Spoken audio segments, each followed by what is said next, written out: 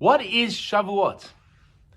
Shavuot is the middle child of the three pilgrim festivals of Pesach and Sukkot.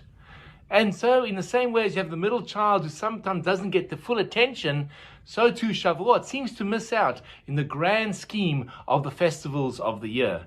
But yet, when we look at Shavuot, we realize that really it is the meat between the sandwich, the most important of the three festivals, because Shavuot itself celebrates the giving of the Torah at Mount Sinai, the revelation, the only time in the entire history of human memory, the only documented case in all of religion where God speaks to an entire nation when he gives the Torah, the 10 Commandments, on the foot of Mount Sinai. So let's dive into this festival of Shavuot and try and understand a little bit about the nature of this amazing festival.